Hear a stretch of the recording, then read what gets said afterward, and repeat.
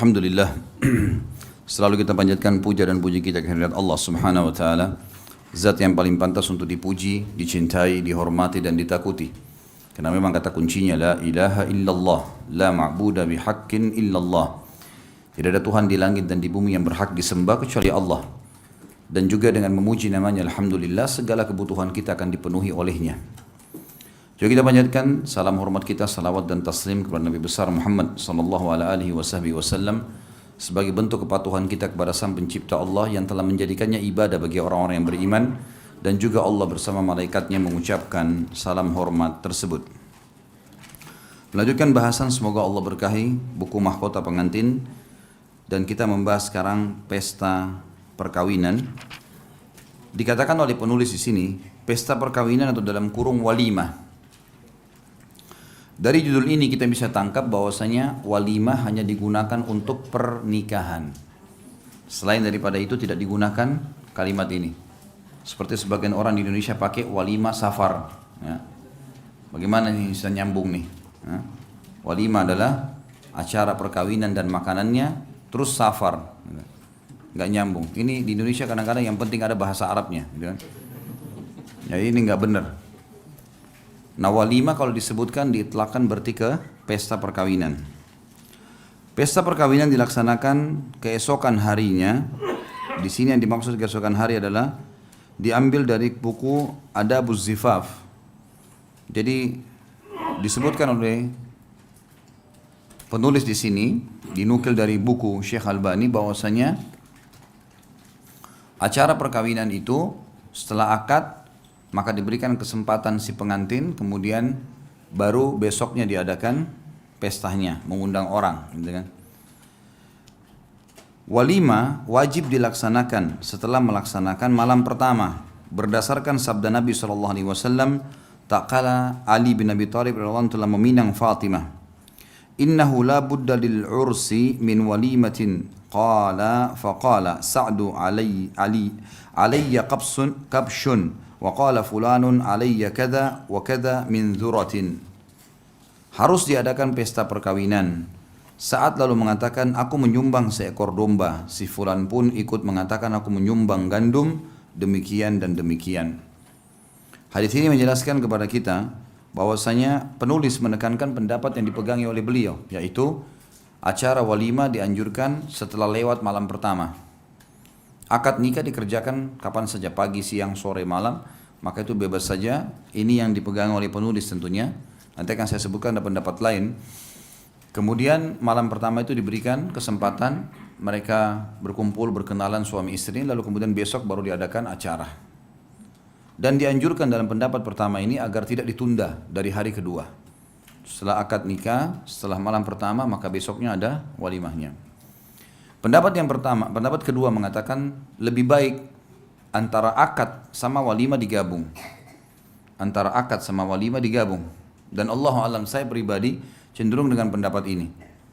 Karena Nabi SAW waktu menikah dengan Zainab binti Jahash radhiyallahu anha, Nabi SAW pada saat itu, waktu Allah SWT nikahkan dari langit turun ayat Al-Quran, menikahkan Nabi SAW dengan Zainab, langsung Nabi SAW pada saat itu menghidangkan makanan walimah, membuat walimah di rumah beliau. Dan banyak sahabat yang datang. Berarti setelah akad nikah ada acara. Dan ini yang umumnya juga dikenal di kalangan para sahabat. Dikenal di kalangan para sahabat.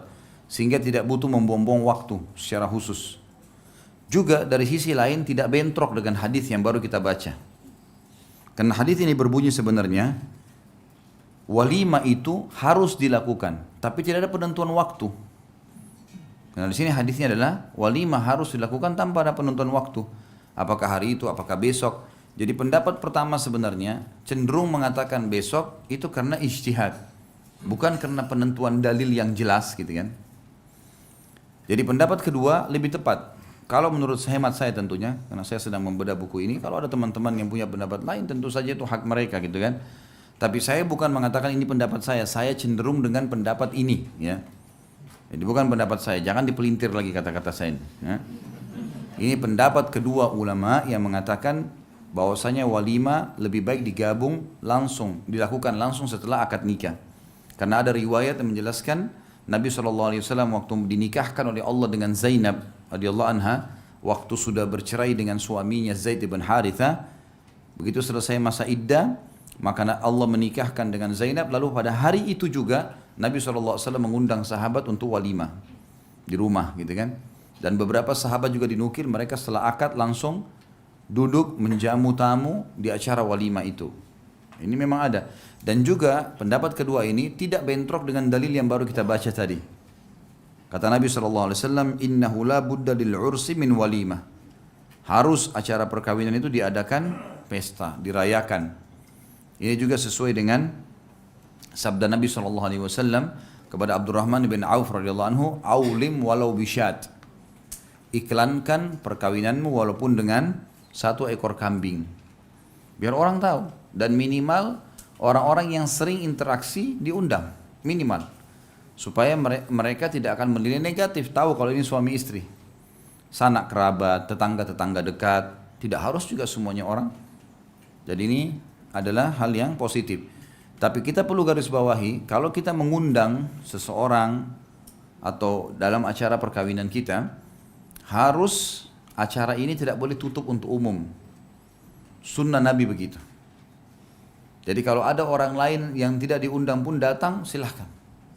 Enggak masalah. Nanti akan kita bahas, ada pasal sendiri berhubungan dengan masalah itu. Karena Nabi SAW menghardik dan menghina, maksudnya mereka kata di sini, orang-orang yang sengaja membuat walimahnya khusus untuk orang-orang kaya. Enggak dibuka untuk orang miskin atau orang umum datang gitu kan. Seperti itulah. Tentu kita tidak umumkan juga, tapi kalau ada orang datang kasih makanan. Jangan ditolak gitu kan. Jangan karena dia tidak pakai jas, kemudian diusir misalnya. Nah, ini nggak boleh. Nah. Kemudian pelajaran yang lain, boleh pada saat walimah orang saling bantu-membantu. Dari hadis tadi yang baru kita sebutkan, ada yang menyumbang 1 ekor domba, ada yang mau menyumbang makanan, ada yang mau menyumbang puding, ada yang mau menyumbang, silakan terbuka. Malah bagus itu ajang pahala. Ajang pahala. Saya lihat sekarang kalau ada acara perkawinan, malah semua dibebankan kepada mempelai laki-laki. Ini kan kesian. Ya. Berapa orang dia harus biayai? Senang nih laki-laki yang belum nikah nih. Ya. Tapi memang begitu. Mestinya memang ada unsur kerjasama. Bukan aib itu. Keluarga perempuan juga ikut membantu. Muslimin semua yang dia kenal membantu, gitu kan, itu sesuatu sedekah yang baik. Dan itu dalam hadis ini jelas sekali. Bagaimana langsung pada saat Nabi SAW mengatakan kepada Ali bin Abi Thalib waktu sudah nikah sama Fatimah, iklankan nih, walimahkan. Langsung Sa'ad berdiri mengatakan, saat ini tidak ada hubungannya sama Nabi SAW, orang asli Madinah. Kata Sa'ad, saya Rasulullah menyumbang. Ya. Begitu pula dengan beberapa sahabat mengatakan saya menyumbang gandum dan saya menyumbang ini dan seterusnya. Dalam satu riwayat yang lain dikatakan segolongan kaum Ansar mengumpulkan beberapa sak gandum untuknya, maksudnya untuk Ali radhiyallahu anhu dan Fatimah radhiyallahu anha dalam acara perkawinan mereka.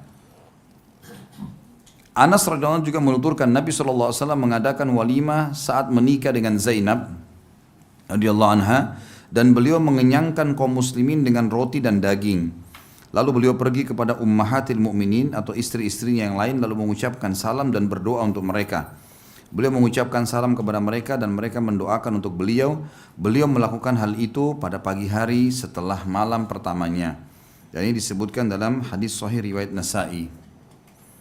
Berarti di sini hadis yang baru kita baca bagaimana kehidupan yang sebenarnya di zaman Nabi SAW dan semestinya seorang muslim melakukan itu.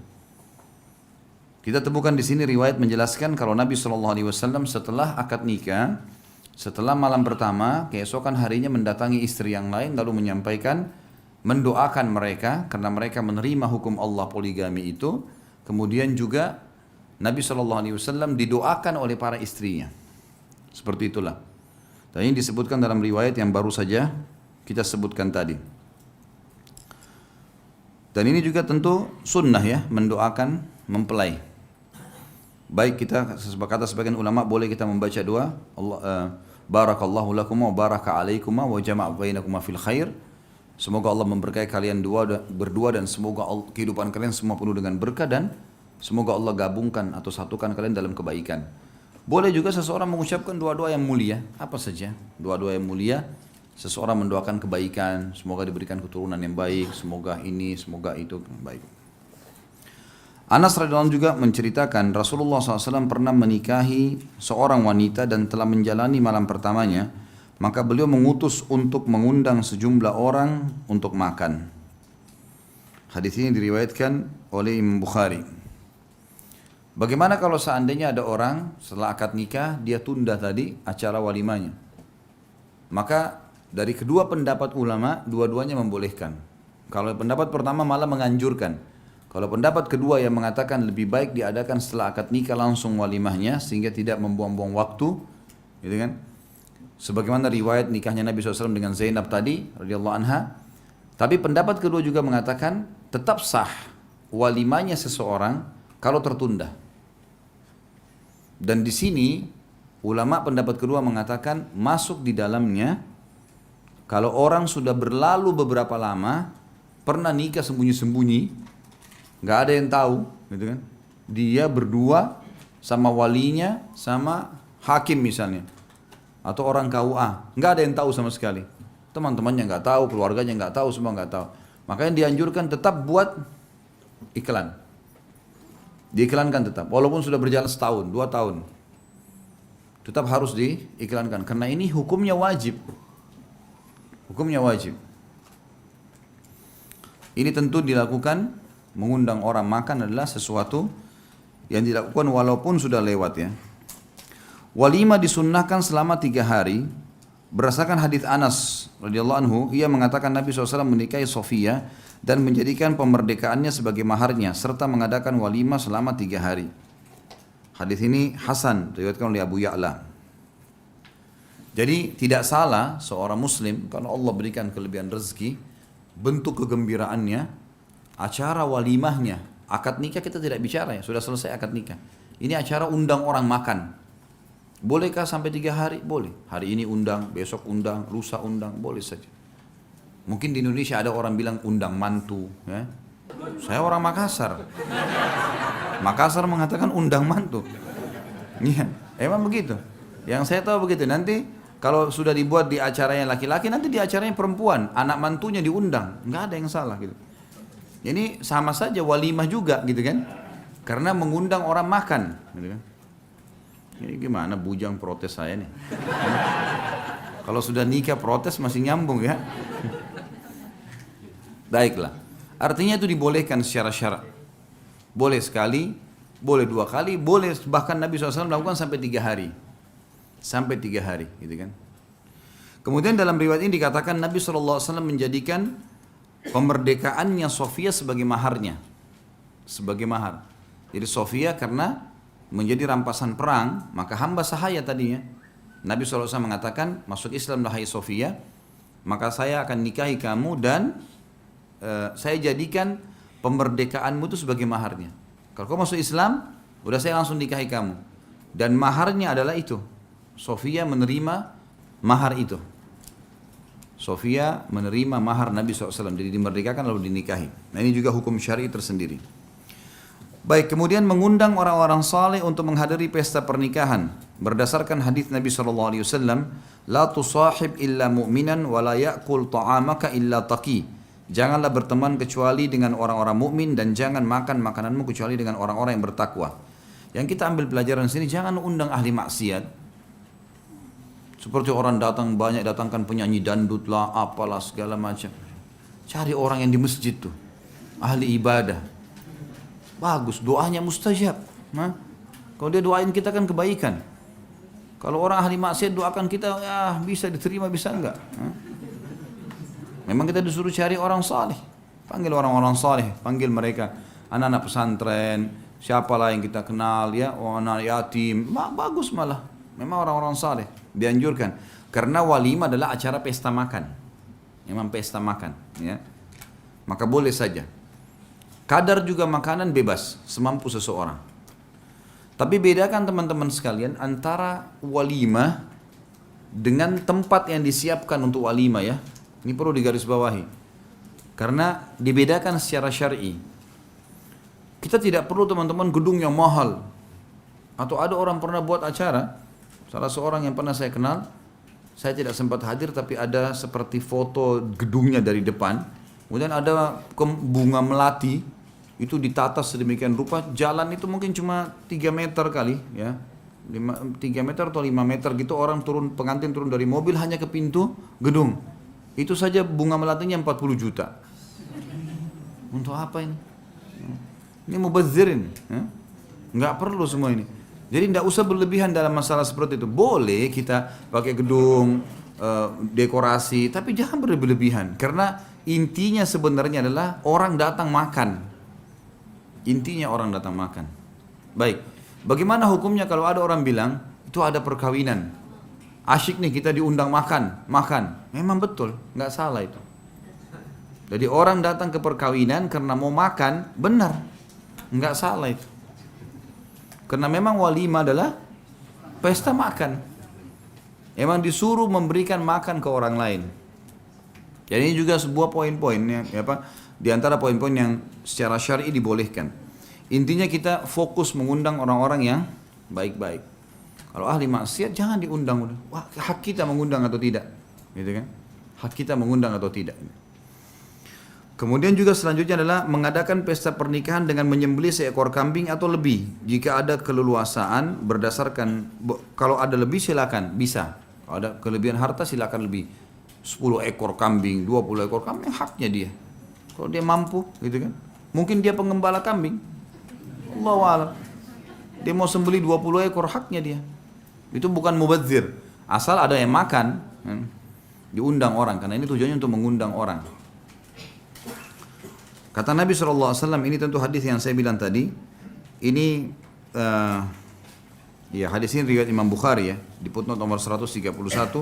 Aulim walau bisyat, iklankanlah pesta perkawinan walaupun dengan seekor kambing. Dan ini sudah pernah saya sebutkan tentu teman-teman sekalian, ya, kalau kambing ini hewan yang disunnahkan untuk dimakan.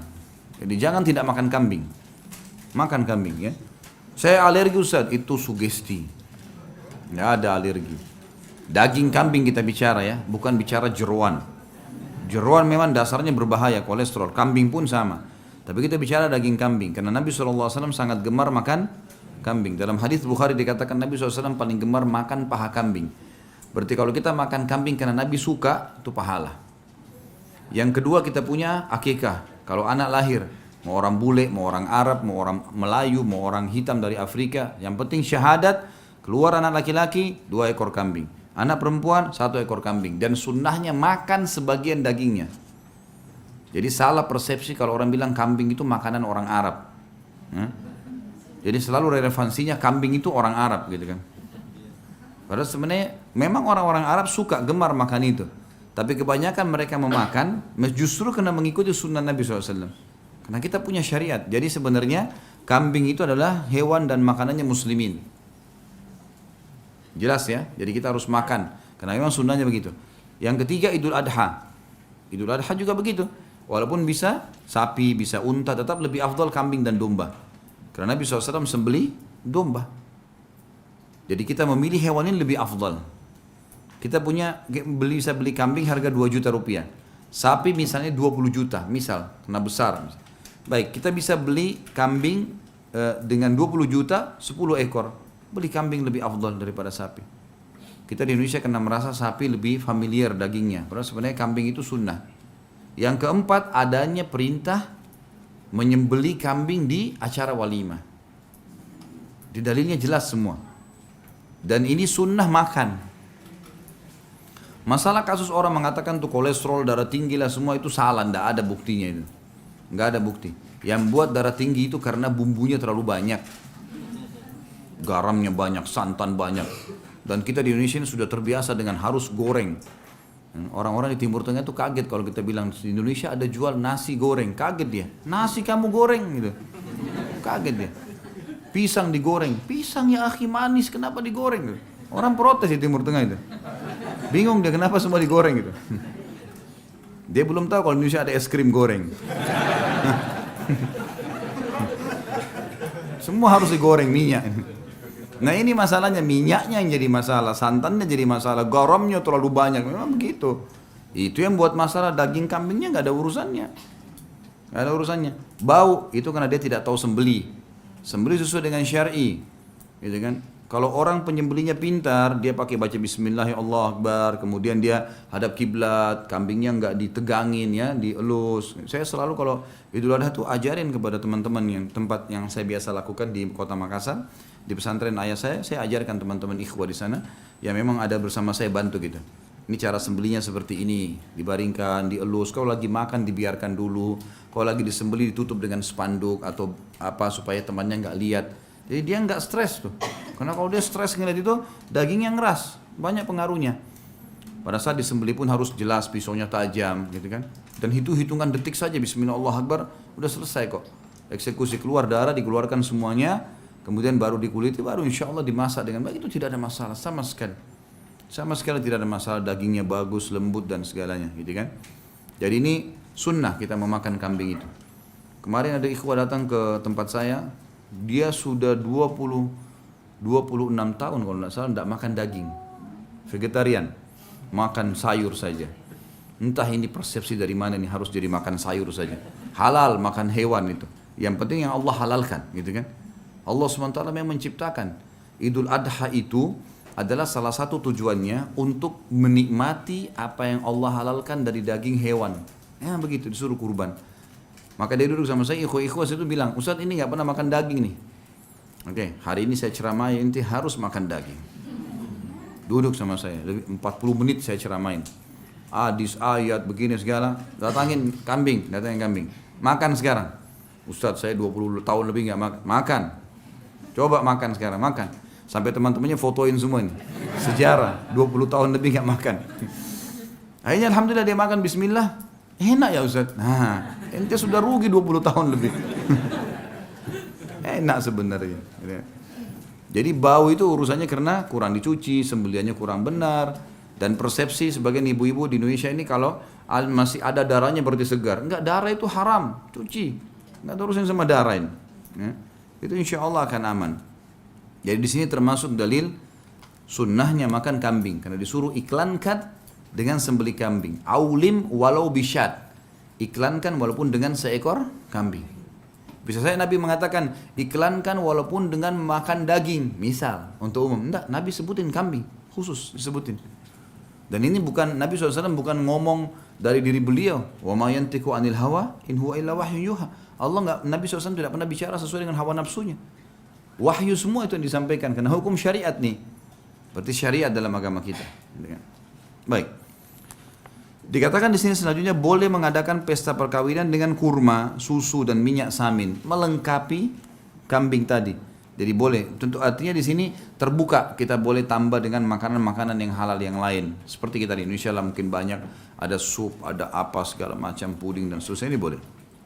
Tapi usahakan jangan lepaskan menu kambing tadi yang memang sunnah Nabi SAW. Jika ia tidak memiliki keluasan, maka ia bisa mengadakan pesta perkawinan dengan makanan selain daging. Kalau nggak ada sama sekali, ya dia mampunya apa? Dia mampunya kurma, ya jagung, apa saja. Yang penting dia iklankan, berikan makan ke orang. Anas radhiyallahu anhu menuturkan Nabi SAW mengadakan walimah di antara Khaybar dengan Madinah selama 3 hari saat melangsungkan pernikahan dengan Sofia binti Huyai. Aku pun mengundang kaum muslimin ke acara walimahnya. Makanan dalam walimah itu adalah roti, bukan daging. Beliau menyuruh menggelar gelaran terbuat dari kulit, lalu beliau menuangkan kurma, keju dan minyak samin padanya. Itulah walimah yang beliau adakan. Saat itu kaum muslimin mengatakan, ia salah satu ummahatil mu'minin atau hamba sahaya beliau. Mereka mengatakan jika beliau menghijabinya, berarti ia adalah ummahatil mu'minin. Jika beliau tidak menghijabinya, berarti dia adalah hamba sahaya beliau. Tak kala beliau pergi, beliau menuntunnya di belakangnya dan membentangkan hijab di antara dirinya dengan orang lain. Berarti Sofia adalah istrinya. Yang sudah pernah saya jelaskan, ada hukum istri dan ada hamba sahaya, gitu kan? Harta rampasan perang adalah hamba sahaya. Maka para sahabat bingung, ini Nabi SAW sekarang menikahi Sofia sehingga menjadi ummahatil mu'minin atau hamba sahaya. Maka para sahabat mengatakan, kalau Nabi SAW menghijabinya, menyuruh pakai cadar, sehingga Sofia tidak dilihat lagi laki-laki lain, berarti itu sudah istrinya Nabi SAW. Maka ternyata Sofia waktu keluar menggunakan hijab. Berarti sahabat mengetahui itu adalah resmi dinikahi oleh Nabi SAW. Kemudian dikatakan ahli kebajikan dan orang-orang yang memiliki keleluasaan berpartisipasi dalam pesta pernikahan. Hal ini berdasarkan hadis Anas yang mengatakan tentang kisah pernikahan Nabi SAW dengan Ummul Mukminin Sofia radhiyallahu anha. Hingga ketika Nabi berada di jalan, maka Ummu Sulaim radhiyallahu anha mempersiapkan Sofia untuk beliau, lalu memberikan kepada beliau pada malam hari. Yang dimaksud di sini dengan mempersiapkan beliau adalah mendandaninya, ya. Jadi Ummu Sulaim mempersiapkan itu, lalu dihadirkan kepada Nabi SAW setelah memang diberikan yang terbaik. Ini sudah kita tahu tentunya, memang sudah umumnya perkawinan begitu. Pada pagi harinya Nabi SAW menjadi pengantin, maka beliau mengatakan, barang siapa yang memiliki sesuatu silahkan membawanya. Ada yang mau bawa makanan, ada yang mau kasih ini silahkan. Kita kumpul lagi, seperti itulah. Beliau pun membentangkan gelaran, lalu seseorang laki-laki datang membawa keju, laki-laki lainnya datang membawa kurma, dan laki-laki lainnya membawa minyak samin. Kemudian mereka makan. Itulah walimah yang dilakukan oleh Nabi sallallahu alaihi wasallam. Hadis ini riwayat Bukhari, Muslim dan juga Ahmad. Hadis ini memberikan pelajaran kepada kita, berarti bolehnya seseorang menyumbang dan boleh diajak temannya. Ayo kita kumpul lagi yuk, ayo kita makan lagi, silahkan. Ya. Nabi SAW melakukan sampai 3 hari. Sampai 3 hari. Dan ini menandakan teman-teman sekalian, memang Islam adalah agama yang sempurna. Saatnya gembira ya gembira, saatnya berperang ya berperang, gitu kan. Saatnya puasa ya puasa, semuanya diberikan haknya. Jadi saatnya gembira. Nabi SAW gembira, menunjukkan gembira itu adalah hal yang positif saja. Ada sebuah hasan di sini dikatakan dilarang mengundang orang kaya saja, sebagaimana saya jelaskan tadi, dan ini akan kita titik beratkan penjelasan lebih dalam. Dikatakan tidak boleh hanya mengundang orang kaya saja ke acara walimah berdasarkan sabda Nabi SAW, syarrut ta'ami ta'amul walimati yumna'uha man ya'tiha wa yud'a ilaiha man ya'baha wa man lam yujib da'wata faqad asallaha wa rasulah. Hadis ini riwayat Imam Muslim. Seburuk-buruk makanan adalah makanan pesta yang dilarang dimakan oleh orang-orang yang mendatanginya. Sementara orang-orang yang menolak datang malah diundang. Barang siapa tidak memenuhi undangan maka ia telah bermaksiat kepada Allah dan Rasulnya. Maksudnya adalah ada 3 potongan kita kalau dipilah hadis ini. Seburuk-buruk makanan walimah ialah yang dilarang orang untuk memakannya, tidak dibuka untuk umum. Artinya kita pesta umum sekarang masyarakat kita kan adakan di tempat kelihatan lah, oh ini ada perkawinan, ada tanda, ada apa, itu semua adalah boleh-boleh saja dalam Islam. Yang penting tidak ada sesuatu yang haram, gitu kan, kita berikan tanda jadi orang tahu ada walimah. Orang datang biarkan, kasih makan, jangan tolak, jangan bilang mana undangannya, ya. Tahan orang depan pintu, nggak bisa, ya. Jadi buka, kalau ada orang makan silahkan, gitu kan, nggak ada masalah. Makin banyak orang makan makin berkah. Ya. Apalagi kalau yang makan orang yang lapar, orang yang susah, itu pahalanya lebih besar. Dan kemudian potongan selanjutnya adalah sementara orang-orang yang menolak datang malah diundang. Kadang-kadang kalau kita mengirim undangan kan kita milih-milih siapa saja nih. Ini orang kayaknya nggak datang tapi tetap dikirimin undangan. Kata Nabi SAW, untuk apa ini? Seakan-akan begitu, untuk apa undang yang tidak mau datang? Cari tetangga yang miskin, cari orang yang mau makan, yang mau datang. Untuk apa kita kasih undangan? Rugi, mubazir. Undangan kita dibuang di sampah. Untuk apa? Enggak ada gunanya kan? Sampaikan, kira-kira saya ada undangan, saya ada perkawinan pada tanggal sekian, bisa datang enggak? Enggak, saya enggak bisa. Ya sudah, jangan kasih undangan. Enggak usah. Karena jelas-jelas dia enggak datang. Enggak kita kirim karena dia pejabat. Enggak ada urusan. Antum sedang mencari pahala, kasih makan orang. Jadi undang yang mau makan. Memang itu. Yang mau datang, makan. Mungkin saja subhanallah lebih berkah. Ya. Jadi undang ini harus difahami, ini hukum syar'i ya. Harus dijalankan yang begitu. Undang yang mau makan. Kemudian dikatakan barang siapa yang tidak memenuhi undangan, sudah diundang sama saudaranya, maka dia telah bermaksiat kepada Allah dan Rasulnya. Maksudnya kalau tidak punya udur. Ini yang undang saya, murid saya, nggak usah saya datang deh. Misal, kalau dia ngajar di kampus misalnya, atau guru SD atau guru SMP, Mungkin orang tuanya, saudaranya menikah lalu dikasih undangan tidak mau datang. Dia tidak mau datang bukan karena sakit, bukan karena udur syari, tidak. Ini kayaknya acaranya nggak bagus nih, dia cuma di pinggir jalan, cuma kursi plastik lah apa. Kalau di gedung mewah baru mau datang, nggak bisa. Siapa yang tidak ada udurnya, tidak meminta maaf juga tidak bisa datang, dia berdosa. Harus datang. Berarti kita disuruh ramein memang ini. Ya. Orang yang lagi acara, buat acara silakan semampunya sampai 3 hari nggak apa-apa. Orang yang diundang jangan tidak datang, datang, ramein. Memang disuruh begitu. Karena memang ini mengiklankan sesuatu yang diperintahkan oleh Allah dan Rasulnya. Bagaimana bisa tempat perzinahan teman-teman pakai lampu gemerlapan seperti ngundang orang datang? Hah? Padahal dosa, zina, haram. Bagaimana kita nggak iklankan? Iklankan. Biarin orang datang makan. Dan ini bagian daripada syariat Nabi SAW. Dikatakan sini wajib memenuhi undangan berdasarkan sabda Nabi SAW dalam hadis yang lalu yang sudah disebutkan, barang siapa tidak memenuhi undangan maka ia bermaksiat kepada Allah dan Rasulnya. Dan juga sabda Nabi SAW, kufful aniya wa ajibud da'iya wa udul marida. Bebaskanlah tawanan, penuhilah undangan orang yang mengundang dan jenguklah orang yang sakit. Hadis ini tentu diriwayatkan oleh Imam Bukhari. Di sini ada 3 potongan. Kufful ani, ini adalah sunnah Nabi SAW bebasin tawanan perang. Dan kita tahu dalam Islam, satu-satunya agama yang mulia memperlakukan tawanan dengan baik adalah Islam, tidak ada yang lain. Di dalam Islam, kata Nabi SAW, setiap ada tawanan perang, berbuat baiklah pada mereka. Sampai para tawanan itu banyak masuk Islam karena akhlak para sahabat. Sampai di antara mereka ada yang menceritakan, sahabat-sahabat Nabi SAW itu, mereka memegang roti manis di tangannya, roti gandum manis di tangan kanannya dan kurma kering di tangan kirinya. Lalu mereka memasukkan roti-roti manis di mulutnya tawanan. Sementara mereka memakan yang kurma kering. Sampai para tawanan mengatakan pada saat roti jatuh kan mereka dibelenggu kan, diikat supaya nggak lari. Tapi dilayani, diobati penyakitnya, dikasih makan, dikasih minum gitu loh. Nah pada saat mereka bilang tawanan ini jatuh roti dari mulut kami, maka para sahabat Muhammad berlumba-lumba mengambilnya sebelum jatuh ke tanah, lalu memasukkan kembali ke mulut kami. Memang kita disuruh berbuat baik, gitu kan, sama tawanan. Dan juga kita disuruh bebaskan. Kalau orangnya baik segala, udah bebasin, kamu pergi deh. Tawarin Islam nggak mau ya sudah. La ikraha fid din, tidak ada paksaan. Nggak boleh kita siksa, pukul, kamu harus syahadat, nggak ada. Dalam Islam tidak ada itu. Waktu sebelum perang kita tawarin Islam, mereka tidak mau kita perangi, mereka kalah ya sudah. Sudah tahu loh ya Islam benar, kita sudah menang. Dia pergi ya sudah, dia pergi saja. Kemudian yang jadi saksi bahasan kita adalah jawablah undangan. Selama undangan itu bukan berbau kemaksiatan, ya, maka datanglah. Sebagian ulama mengatakan kalau undangan Muslim secara umum wajib didatangi. Kalau tidak ada kemaksiatan ya. Kalau undangan orang kafir dilihat dulu.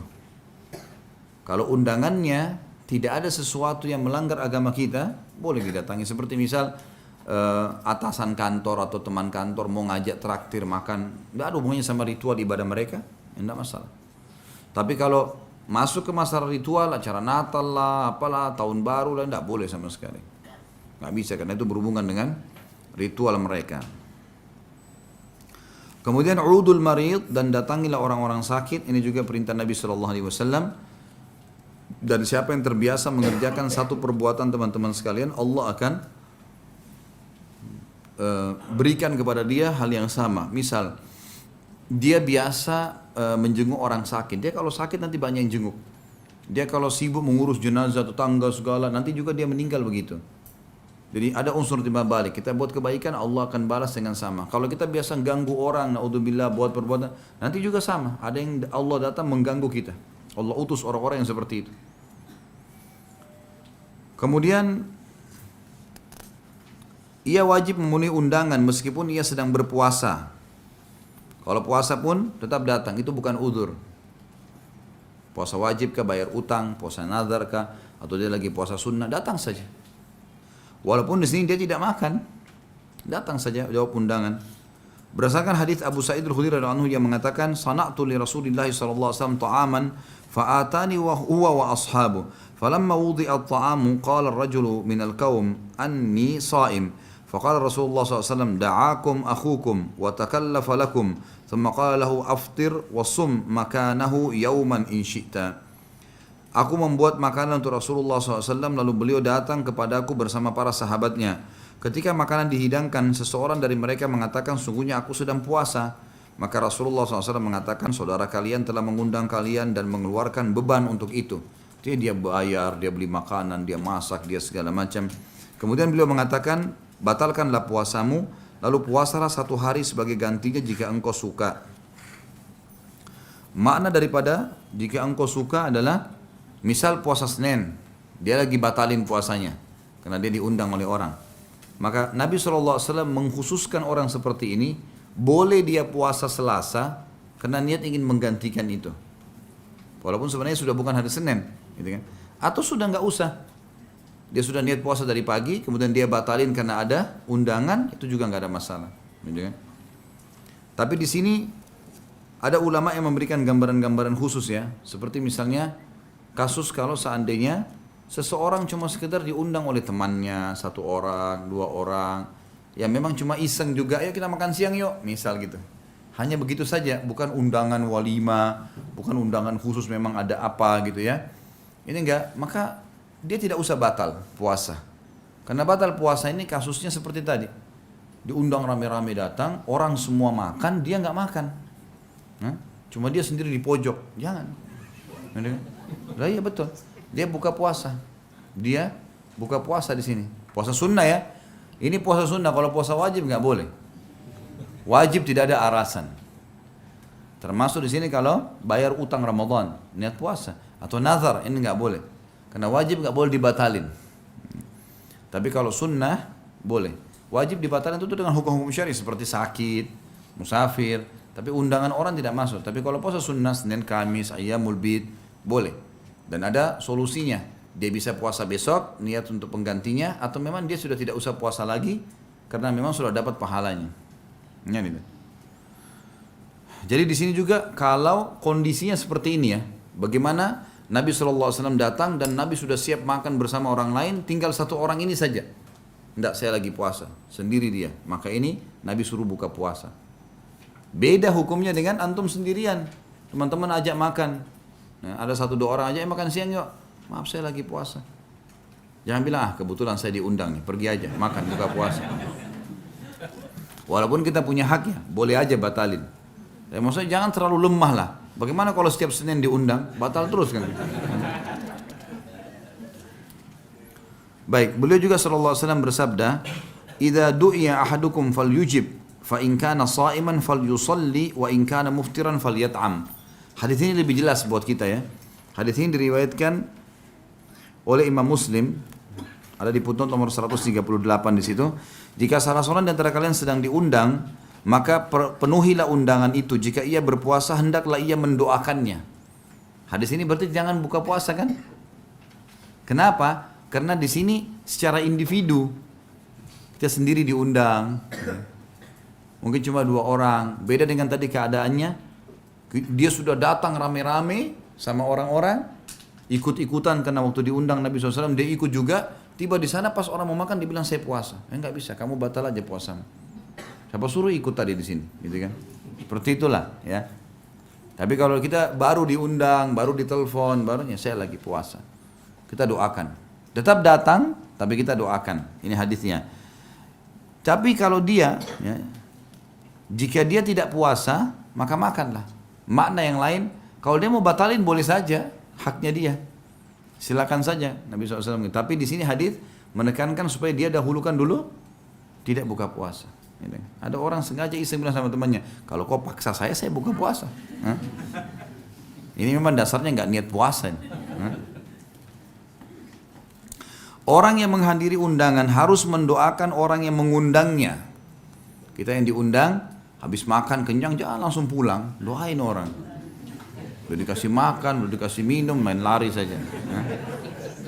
Apa Indonesia bilang biasa? SMP ya? Sudah makan langsung pulang ya?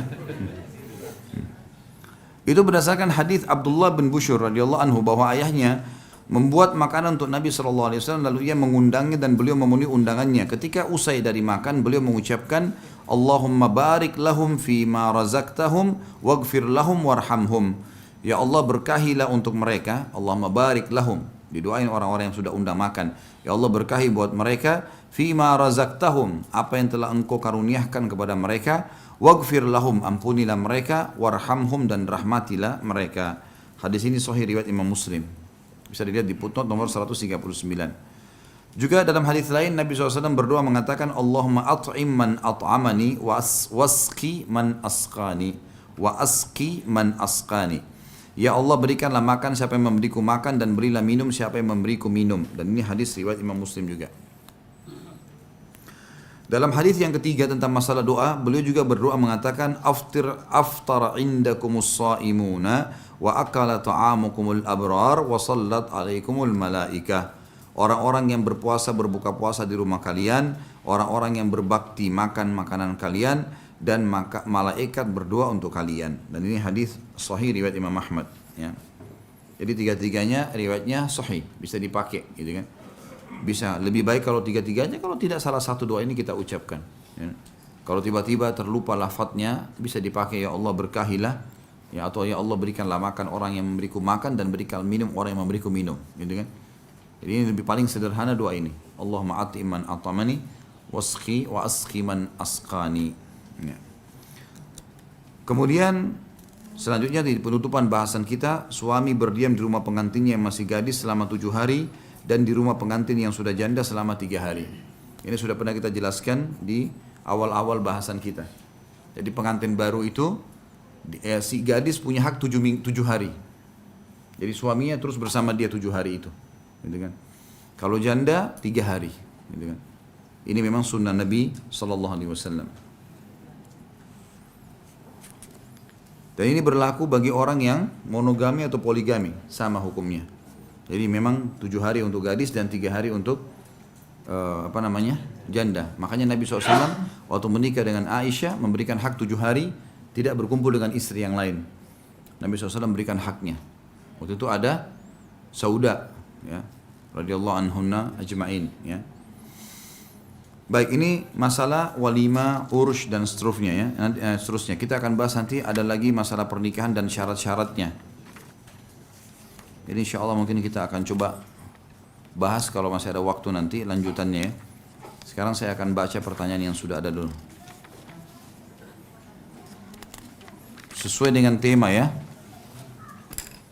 Dan jangan bertanya untuk mengetes saya. Saya bukan tempat untuk ngetes. Jadi bertanya karena belum paham. Kalau sudah paham, alhamdulillah. Berarti luar biasa, sudah mengalahkan saya, tidak usah hadir kan, lebih bagus, ya.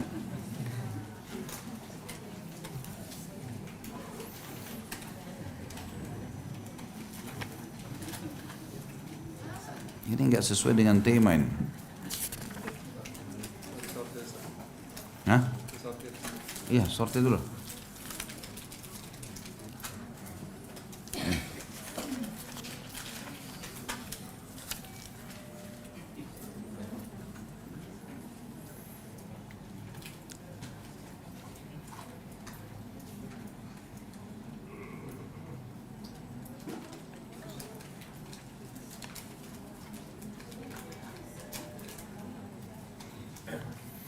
Adik saya laki-laki menikah awal tahun ini. Lalu adik saya perempuan dalam minggu ini akan dilamar dan mereka berencana menikah bulan November. Tapi ada kendala di mana mama saya yang masih percaya dalam 1 tahun tidak boleh ada 2 kali pernikahan dalam satu keluarga. Saya cuma bilang segerakan kalau sudah niat. Mohon penjelasannya Ustaz, bagaimana secara syariat Islam? Sudah benar sebenarnya dijawab oleh penanya ini. Gak ada hubungannya gitu. Kalau dia punya anak 5 gadis, 5 dilamar bulan yang sama, bismillah. Kalau perlu 1 hari nikah 5 gak apa-apa. Malah lebih cepat masuk surga itu. Ya, karena kalau anak perempuan kan begitu hadisnya.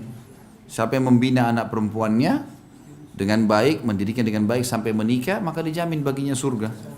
Untuk apa ditunda-tunda ini? Gitu kan? Saya kemarin baru ketemu dengan salah satu teman saya, sama-sama dulu di Alma Mater Madinah waktu S1. Beliau cerita gitu, Masya Allah anaknya ada 3 perempuan, yang 1 dilamar, kemudian tiba-tiba yang lamar ini rupanya tahu kalau ada adiknya, disampaikan ke temannya juga datang melamar, semua nikah dalam 1 tahun. Masya Allah, alhamdulillah, itu sangat bagus gitu. Sangat bagus sekali. Maka disampaikan apa adanya. Kalau ini tidak ada sama sekali dalilnya. Kalau tidak boleh nikah dalam 1 tahun, 2 orang dalam satu keluarga, itu semua tidak benar. Sama juga keyakinan banyak ya, ini harus kita perbaiki ya. Seperti misalnya tidak boleh memberikan nama anak kalau yang sama orang yang masih hidup. Misal kakeknya namanya Abdullah, lahir cucu dikasih nama Abdullah, nggak boleh. Karena nanti kalau itu berarti meminta-minta supaya kakeknya cepat mati. Nah, ini keyakinan dari mana ini semua ini? Saya dengar begitu pernah ada penyampaian. Jadi makanya kalau masih hidup nggak boleh dinamakan sama dengan namanya, cari nama lain. Nggak benar ini, sama sekali nggak benar gitu ya. Jadi boleh saja, itu tidak ada larangan. Ini sesuai dengan tema. Sunnah potong kambing ketika walimah, apa bisa diwakilkan ke apa ini? Ke catering, kambing guling, boleh, nggak masalah, nggak boleh saja. Pesan di restoran, pesan di catering, yang penting kambing, intinya kambing. Ya. Dan kita belinya kambing memang yang hidup dan disembelih, sunnahnya begitu. Jadi bukan beli kambing yang sudah di freezer atau apa, itu memang kita belinya kambing yang memang hidup dan disembelih. Setting pelaminan perlu dipisahkan pengantin dan tamu, laki-laki dan perempuan. Tentu itu sesuai dengan syar'i. Saya pernah jelaskan di awal-awal pembahasan kita tentang walimah syar'i. Harusnya dipisah. Lebih efektif kalau jam laki-laki dan perempuan dipisah. Misal laki-laki setelah akad nikah langsung mempelai laki-laki yang hadir di situ, tamunya laki-laki semua. Jam 10 sampai duhur misalnya. Bubar, mempelai perempuan datang, habis duhur, tamunya perempuan semua sampai asar. Udah selesai. Itu lebih aman, leluasa kan? Atau memang dasarnya dipisah. Saya pernah hadir di belakang Taman Mini ya, ada gedung itu. Di belakang Atin, Masjid Atin, saya diundang oleh salah seorang ikhwah. Saya lihat di situ gedungnya, jadi memang ada pintu khusus, memang pintu kaca dengan ukiran bagus. Jadi gedung itu kayak 2, mungkin kalau dibuka jadi 1 kali ya. Tapi ini rapi sekali, bagus kan, laki-laki di sebelah sini, perempuan sebelah sana. Di sana perempuan, sini laki-laki. Memang ada suara terdengar tapi terpisah secara hijab, itu memang bagus ya. Sunnah Nabi SAW. Jadi tidak ada ikhtilat namanya, tidak ada bercampur baur, karena kebanyakan acara perkawinan ditunggangi untuk bermaksiat malah. Muncul si laki-laki dengan ketampanannya, si perempuan dengan kecantikannya, lalu mereka ketemu, ada yang sampai berzina, apalagi kalau di hotel bintang 5, mereka sampai nginap di hotel itu dan macam-macam. Ini hanya kita jadi tanggung dosanya untuk apa? Gitu kan? Jadi bisa dua cara, dipisahin jamnya atau memang dipisahin dengan hijab. Hadiah atau uang kumpulan dari walimah menjadi hak siapa? Orang tua, keluarga wanita yang biasa tanggung biaya pesta atau walimah, atau punya pengantin. Semestinya punya pengantin. Semestinya itu hak pengantin, bukan hak orang tuanya semestinya. Tapi adab tata kerama kita pada orang tua kita nggak usah diminta. Sudah cukup kita menikah, alhamdulillah gitu kan. Mungkin hak mereka mau pakai apa ya sudahlah gitu. Tapi semestinya itu hak pengantin. Karena orang-orang datang untuk siapa? Untuk kasih siapa? Untuk orang tua pengantin itu untuk pengantinnya? Untuk pengantin. Karena yang datang rata-rata teman-temannya dia kan. Berarti haknya pengantin. Mestinya orang tuanya sadar itu. Jadi di sini yang sudah orang-orang tua ini harus sadar. Kasih anaknya, gitu kan. Jangan diambil semestinya. Tapi kalau pun orang tua mengambil, anaknya lebih baik adabnya, nggak usah ditanya. Udahlah. Gitu ya. Sudah, alhamdulillah itu hari kegembiraan dia, sudahlah rezekinya nanti akan diberikan oleh Allah. Bagaimana jika ada tamu berkunjung ke rumah kita lalu kita sedang puasa? Apakah kita harus membatalkan puasa untuk menghormati atau merahasiakan puasa sunnah kita? Tidak usah. Hidangkan biasa. Mau minum apa, mau makan apa, hidangkan, tidak ada masalah. Kita teman sudah biasa kok. Walaupun tuan rumahnya tidak puasa, biasa kok temanin tamu nggak minum kan? Tidak harus itu. Jadi tidak harus. Kalau misal dalam keadaan misal ada tamu kita undang, memang betul-betul dia tidak mau, memang dia tidak mau minum, tidak mau makan yang sudah kita hidangkan, kalau dia tahu kita puasa, sementara sudah kita hidangkan, ya udah, kita ambil ikhtiar untuk menghormati tamu kita buka puasa, insya Allah itu masih boleh lah, gitu ya. Tapi sebaiknya tidak usah. Abdullah bin Mubarak rahimahullah, salah satu ulama tabi'in yang saya tahu tentang kisah tentang zuhudnya beliau, tentang waraknya. kesucian hubungan dengan sang pencipta Allah. Beliau pernah undang orang di rumahnya, karena orang-orang pada di masjid mau datang ke rumahnya, diundang sama dia, diterima. Silakan datang ke rumah saya, diundang makan siang. Waktu itu terus lagi hari puasa, ya, tidak disebutkan hari Senin atau Kamis, tapi jelas hari puasa pekanan ini. Kemudian Abdullah bin Barak lihat tamu-tamunya pada nunggu tuan rumahnya makan gak nih, gitu. Abdullah bin Barak akhirnya duduk, terus mengambil gumpalan makanan, lalu memasukkan di mulutnya sambil mengatakan silakan makan, silakan makan. Lalu orang tamu sudah pernah makan, pikirannya memang tuan rumahnya makan. Dia ke belakang rumahnya lalu dibuang makanan itu. Tetap dijaga puasanya sama dia. Artinya orang ikhtiar ya, karena ini juga puasa sunnah. Sekali lagi kalau puasa wajib baru tidak boleh sama sekali.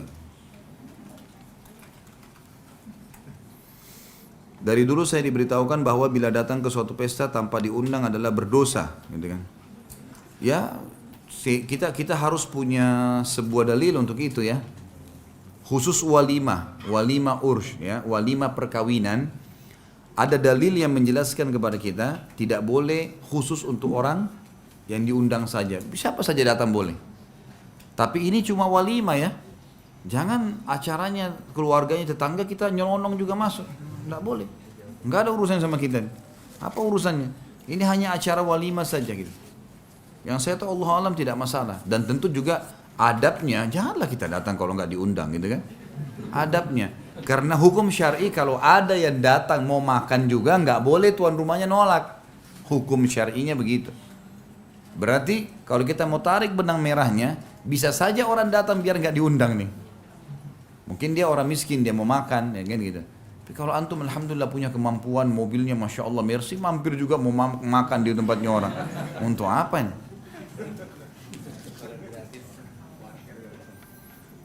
Kalau sudah berlaku, apa ini? Berlalu kali ya? Apa yang ditanya ini? Berlalu 1 tahun. Mana? Nih.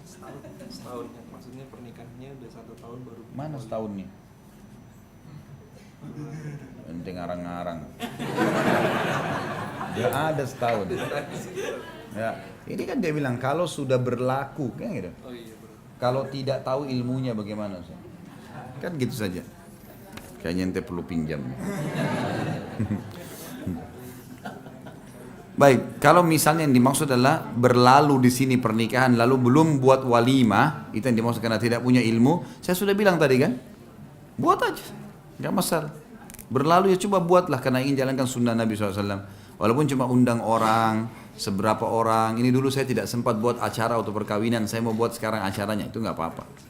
Orang di Indonesia yang tidak diperintahkan dikerjain kok, gimana? Apalagi kalau diperintahkan, ada orang kan yang nikah apalah, mas nikah apa tuh namanya? 50 tahun, yang berapa tahun? Hah? Hah? Apalah namanya?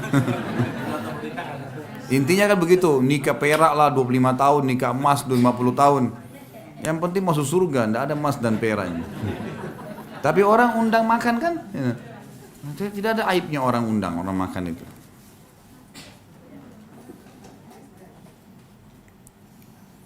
Apakah dalam pernikahan poligami istri kedua harus mengalah dalam segala hal? Alasan karena umur yang masih muda dan sehat. Mengalah apa dulu nih? Tergantung akad dan kesepakatan awalnya apa. Kalau seseorang sebelum akad nikah memberikan syarat dan diiyakan, syarat itu bukan maksiat kepada Allah, maka misal saya nikah sama kamu tapi saya datangnya cuma seminggu sekali. Si perempuan bilang iya. Akad. Harus syarat. Kalau suaminya datang seminggu sekali dia nggak boleh protes. Dari awal enggak, saya nggak mau, saya mau adil sehari-sehari. Kesepakatan dari awal. Akad al-mu'minuna syurutihim, gitu kan? Ini harus. Sama ada perempuan menikah, nanti kalau nikah sama saya si perempuan bilang, enggak usah kasih nafkah ke saya karena saya orang mampu. Misal, nanti nggak boleh minta nafkah. Dia yang sendiri yang bilang enggak usah kasih nafkah, gimana? Akadnya sudah begitu. Jadi jangan letakkan syarat yang nanti menyusahkan kita sendiri. Biarkan saja syarat-syarat syar'i berjalan. Menikah, poligami berarti ada hak mabit, ada hak adil, ya, nafkah. Ya, biarkan aja berjalan begitu. Kalau kita ada masalah tidak bisa, baru kita bilang ini poin ini saya nggak bisa ya. Itu saja. Sebatas itu gitu kan. Karena ini harus diketahui apa ini yang dimaksud.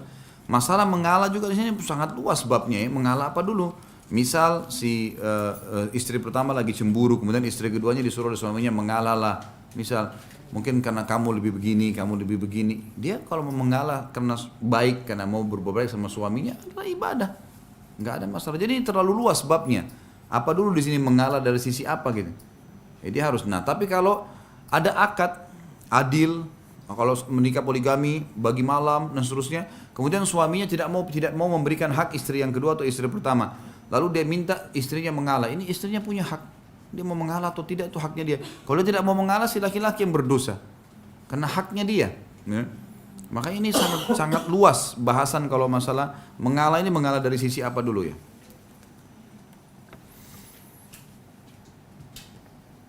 Jika sesudah akad hanya mengundang sedikit kerabat dan teman-teman, apa ini? Jangan pakai tulisan indah ya, pakai tulisan yang jelas, saya nggak bisa baca nih.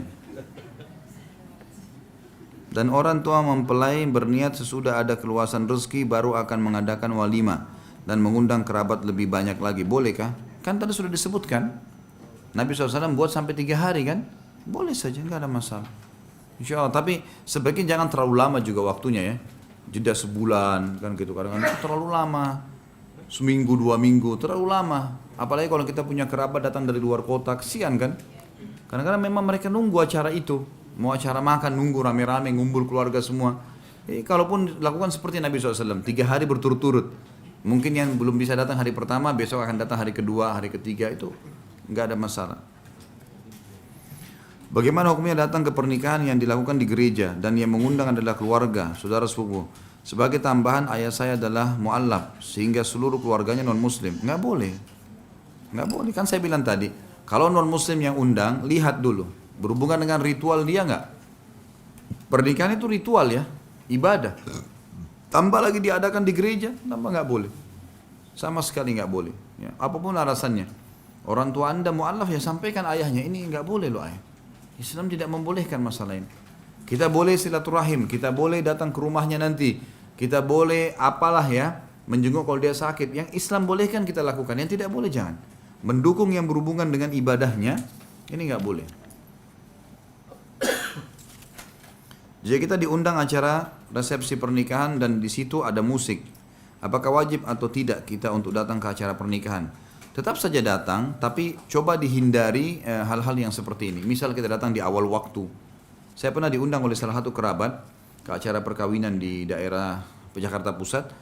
Saya tahu ini acara kemungkinan akan ada musik-musik segala macam, maka saya datang di awal. Jadi acaranya habis Isya, saya datang habis Maghrib. Saya sholat maghrib di sekitar situ ada masjid, kemudian saya masuk. Jadi orang masih belum kumpul, saya datang. Kemudian saya ngucapin selamat kepada mereka, lalu saya pamit pulang. Udah selesai, saya datang, saya pamit pulang. Jadi sebelum tamu semua datang, saya sudah pulang. Itu alhamdulillah belum ada musik, belum ada apa-apa, saya bisa datang. Bisa contoh seperti itu ya. Kita bisa menyiasati, karena memang kalau kita datang dan dari awal ada, ini sebaiknya jangan. Hindari, karena tidak boleh ada ketaatan kepada makhluk, pada maksiat kepada Khalik, gitu kan, pencipta. Jadi kalaupun kita disuruh datang undangan oleh Nabi SAW, itu kan berarti haknya si makhluk dan itu perintah agama. Tapi tidak terjadi ini kalau ada maksiat. Karena tidak ada ketaatan pada makhluk dalam hal yang berbau maksiat kepada sang pencipta. Walaupun orang tua kita paksa kita datang ke sebuah acara, tapi ada maksiat, kita punya hak untuk menolak dan itu bukan durhaka. Karena itu maksiat kepada Allah. Kita boleh mengatakan maaf saya nggak bisa karena ada ini. Itu saja gitu. Kalau kita buat walimah waktu 2 hari, undangan untuk keluarga dan orang-orang yang bisa datang ke gedung. Yang kedua, undangan untuk orang yang tidak bisa datang ke gedung, jadi dibuat di rumah. Kenapa maksudnya? Bagaimana? Boleh saja. Tadi kan saya sudah pakai bahasa Indonesia ini ya. Boleh, nggak apa-apa. La ilaha illallah. Bolehkah datang ke walimah kalau tidak diundang? Sama tadi. Nggak usah lah, nggak usah. Lebih baik jangan. Ya kan? Tapi orang kalau dia, artinya ini adabnya, tata keramanya gitu kan.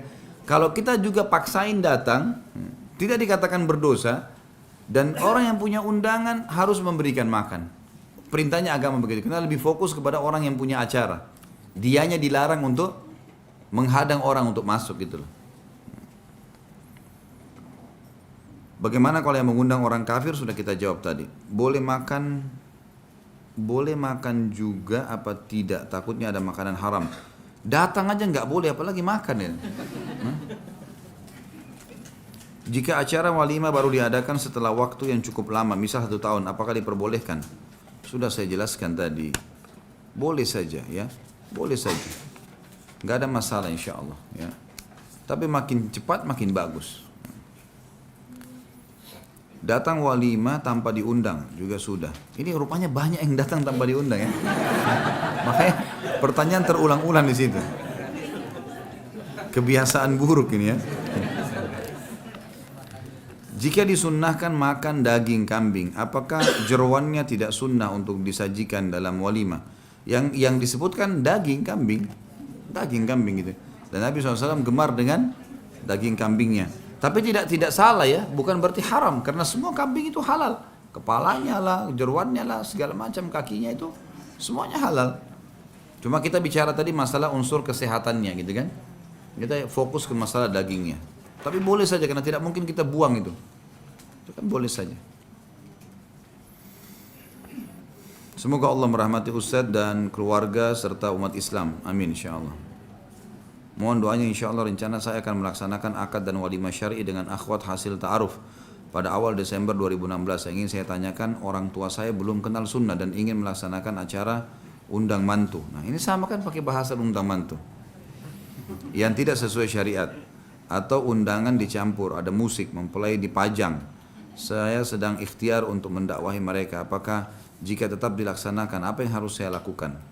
Apa hukum mengundang kolega kafir di walimah syar'i? Saya jawab dari yang terakhir dulu. Kalau masalah mengundang orang kafir boleh saja, nggak masalah. Undang orang kafir ke acara kita boleh. Kita tidak boleh ke acaranya mereka, iya. Tidak ada masalah itu. Ya.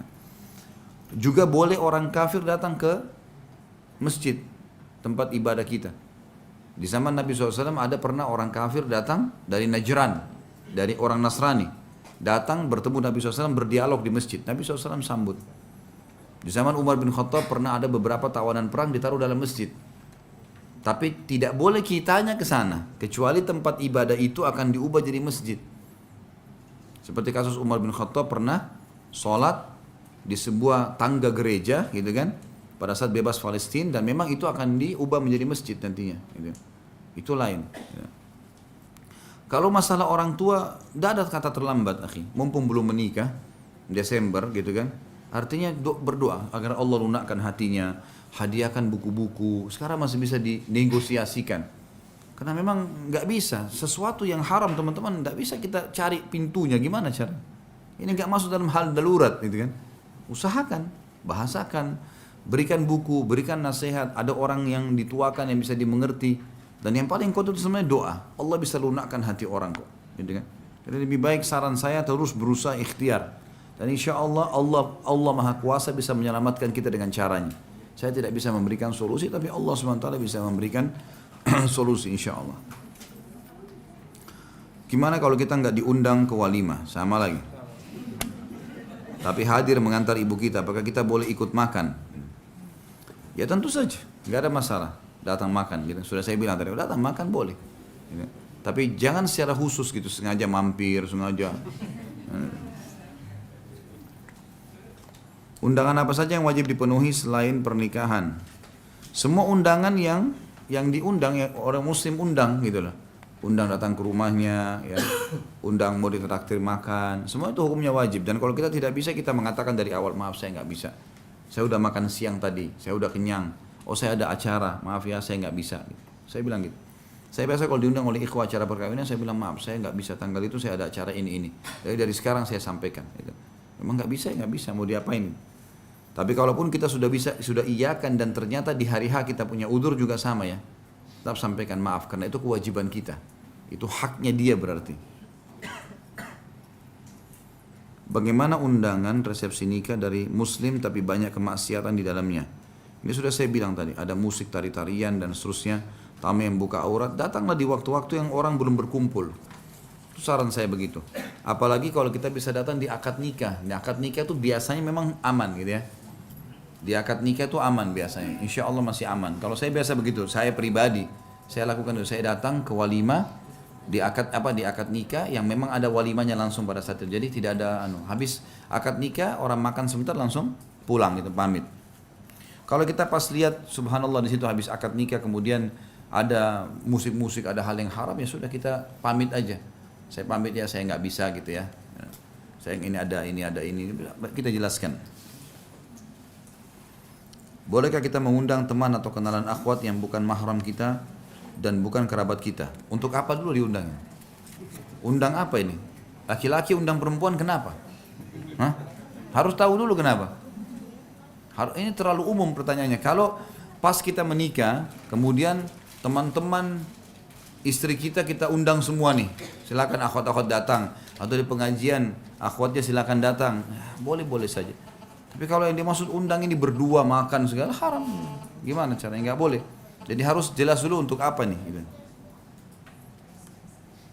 Boleh kita sungkem ke orang tua mempelai seperti adat Jawa atau dalam acara ritual. Apa dulu? Kalau dia cuma sekedar menghormati orang tua, tidak ada niat sujud ya. Nggak ada niat sujud. Memang dia menghormati orang tua seperti tradisi kita mencium tangan, orang tua di atas kita duduk di bawah. Itu sesuatu yang insya Allah masih tidak ada masalah secara syar'i. Sekedar menghormati orang tua, gitu kan. Tapi kalau sujud di kakinya misalnya itu nggak boleh. Sujud selain Allah nggak boleh. Karena pernah Muadz bin Jabal datang dari Yaman lalu sujud di bawah kakinya Nabi SAW. Nabi bilang, berdiri hai Muadz. Kenapa kau lakukan itu? Dia bilang, ya Rasulullah, di Yaman kalau orang-orang menghormati kepala suku, raja mereka sujud di bawah kakinya. Dan saya lihat anda orang paling berhak saya hormati. Maka saya sujud. Apa kata Nabi SAW? Tidak hai Muadz. Kalau boleh manusia sujud kepada manusia lain, saya suruh istri sujud pada suaminya. Saya suruh istri sujud pada suaminya. Berarti Nabi SAW larang kan? Kalau Nabi aja nggak boleh, apalagi orang tua kita. Nabi lebih berhak untuk dihormati kan gitu. Maka ini berarti tidak boleh. Jadi kita lihat di sini ya. Dan semestinya memang kita ini teman-teman sekalian, ibu dan bapak sekalian atau ikhwan dan akhwat yang sudah mulai belajar, sudah mulai tahu hukum, jelaskan ke orang tua. Dan jangan dikagetin memang pada saat mau nikah baru dijelaskan. Di setiap kali pulang taklim dijelaskan, ditelepon, saya ikut pengajian di Jakarta ada acara gini, ada penyampaian masalah ini. Jadi mereka juga tidak kaget. Atau mungkin jauh sebelum acara, pada saat ada mau lamaran kita sudah jelaskan, ada agama, perintahnya begini. Sambil kita berdoa, insya Allah bisa. Allah subhanahu wa ta'ala tidak membiarkan hambanya terjebak dalam maksiat kok. Asal kita bertekad untuk supaya diselamatkan oleh Allah yang maha tinggi dan maha pemurah. Allahu a'lam. Mungkin sampai sini teman-teman sekalian, mudah-mudahan apa yang kita bahas hari ini bermanfaat buat kita semua.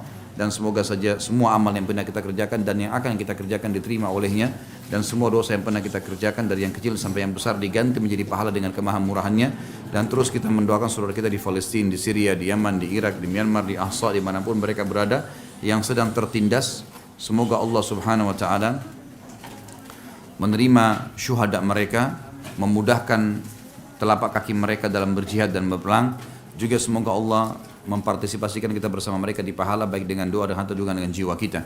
Dan semoga Allah dengan kemahamurahannya menyatukan kita semua di surga firdausnya tanpa hisab. Allahu a'lam. Mungkin begitu. Subhanakallahumma bihamdika asyhadu an la ilaha illallah astaghfirullah wa atubu ilaih. Wassalamualaikum warahmatullahi wabarakatuh.